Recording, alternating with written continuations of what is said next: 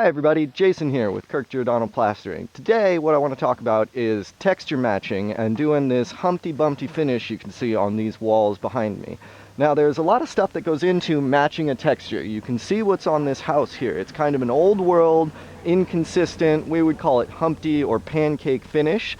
And so this fella had these nice, beautiful retaining walls installed, and he wasn't sure exactly what he wanted to match because there's probably 6 or 7 different textures on all the sides of this house. And so I told him that we can give him a couple options. I offered to do this wall first in a more modern, consistent look with the humps. They're kind of in a line and they're kind of consistent.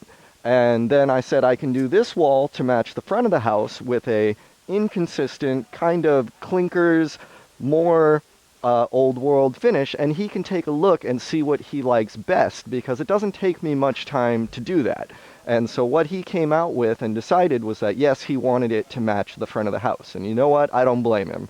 But so what we're going to do is I'm going to eventually take a bunch of these off and fix it to make it match more like this. Anyway, what I wanted to do is show you guys how we do this. So if you want to see how we brown coat these walls and prep them, you can check my dad's or our other channel where we'll upload a video soon of the rest of the project. Today all I'm showing you is how to do the texture.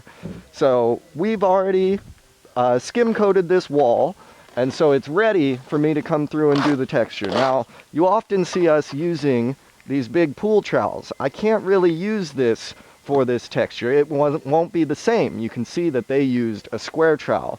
So we get some mud on our trowel, and you don't, when you're taking it, you don't want a big trowel full of mud. You want a little bit. So I'm going to come down here, get a little bit on, and then you're going to drop some, but I'm putting my humps, you know, every which way. I don't want to be too consistent because they weren't.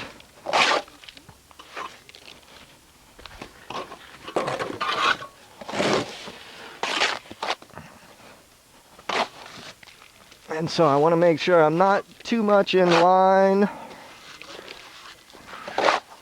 Taking little bits off the hawk and putting it on.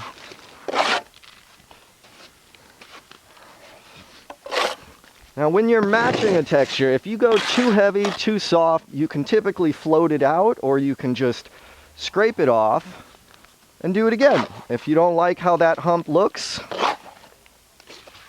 And so on this little radius part, it's of course a little tougher, but not really. So I'm going to keep going all the way this way, just dropping little bitty humps here and there.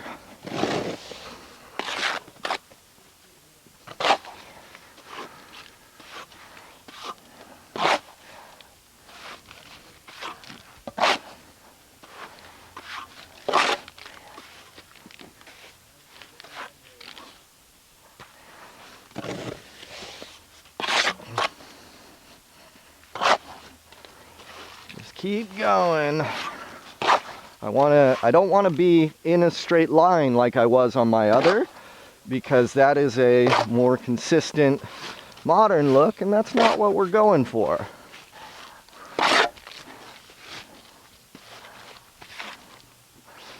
And I don't want each one to be horizontal or vertical. I want to angle my trowel.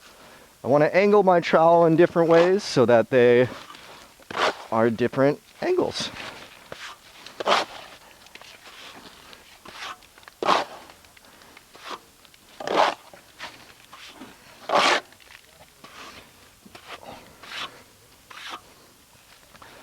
Alright, so I'm not going to keep going, but I've got a little bit more to do this way, and you can see what we're going for.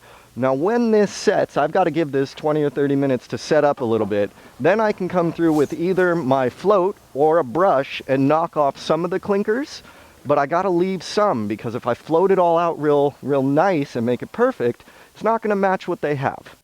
Alright folks, I wanted to show you a little bit more. Now that everything is set up a bit and it's getting kind of dry and hard, I can float it or use a brush. I can use a broom. We could use one of these little guy brushes, although I'd be here forever doing this. So what I'm doing now is you can see that though my texture is close, there's too much on the edges, and I need to knock some of that down and reveal a little bit of the aggregate. So all I'm doing is getting this brush and big strokes, knocking off the big clinkers and letting a lot of water run down.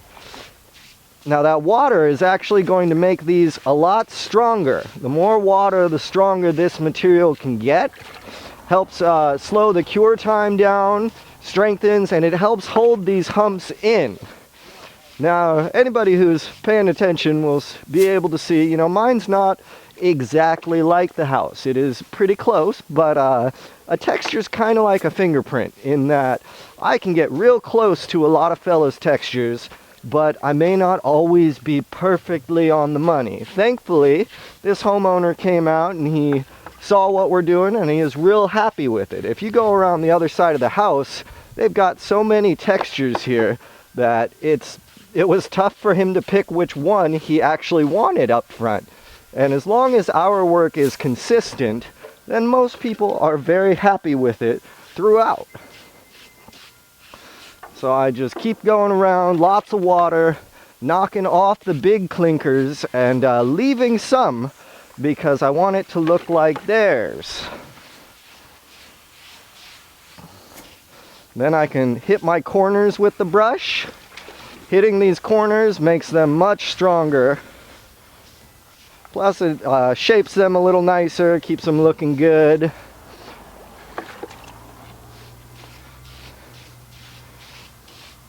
So you see where I'm at with this. I've got a lot of this to do, probably another hour of going over these and over these, knocking these clinkers down and reinforcing everything. When I am all done, I'll show you guys what it looks like. Unfortunately, I made a mistake when I handed off the camera that day, so the audio on this clip did not record right. I'm sitting here at my desk after the fact recording this, and let me tell you, it's a lot more comfortable here. You can see our final finish as it starts to dry out in the front there, and it matches pretty dang close. If you want to see the other steps involved in this project, be sure to check out our main channel, and if you like this video, please click like and subscribe. Thank you for watching, and as always, live long and plaster. By the way, folks, my dad and I are now members of Amazon affiliates, so if you're looking to buy any of the plastering or construction tools you've seen in our videos and you want to support us in the process, you can check the links below our video, or you can go to our website and get them there. If you have any other questions for tools we don't have linked, email us direct and we'll respond to you then. Once again, folks, we thank you for watching, and I really enjoy all your comments. If you guys like this video, please click the like button down below, and also if you enjoy what we do, subscribe to our channel so we can keep making these videos for you. My name is Kirk. And Jay. We thank you for watching, and from the entire Giordano family, we'll see you on the next one.